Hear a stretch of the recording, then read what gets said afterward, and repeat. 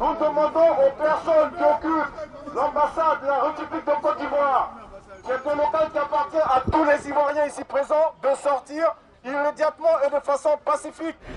Une ambassade assiégée par une cinquantaine de manifestants, des soutiens d'Alassane Ouattara, venus aider le nouvel ambassadeur à prendre ses fonctions. Il ne va pas tarder à arriver, donc on est là pour l'accueillir.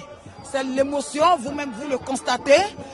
Enfin, notre ambassadeur va s'installer et il va se mettre au travail, il va se mettre au service des Ivoiriens résidant en Europe. Mais face aux grilles fermées, les esprits s'échauffent. Un homme venu simplement demander un visa pour un ami est confondu avec un partisan de Laurent Gbagbo.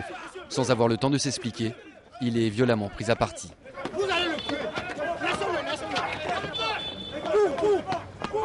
La tension retombe enfin lorsqu'Ali Koulibaly se présente face à la porte du bâtiment. Sous l'œil complaisant des policiers français, les portes sont forcées, les unes après les autres.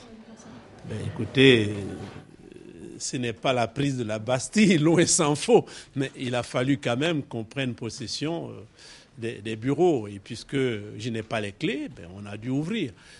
Le nouvel ambassadeur reconnu par la France prend possession de son bureau. Puis va saluer ses soutiens au balcon. C'est le signal. Les manifestants se dirigent rapidement vers un nouvel objectif, l'annexe de l'ambassade située à quelques centaines de mètres. Il ne faut que quelques minutes aux manifestants pour faire sauter les chaînes qui ferment le bâtiment, avant de repartir tout aussi vite vers un troisième objectif, la résidence de Pierre Kipré, l'ancien ambassadeur, un proche de Laurent Gbagbo.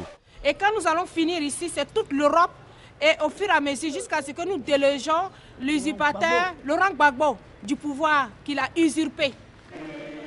Après une heure devant le bâtiment, les manifestants se sont dispersés en promettant de revenir vendredi si d'ici là l'ancien ambassadeur Pierre Kipré n'a pas quitté les lieux.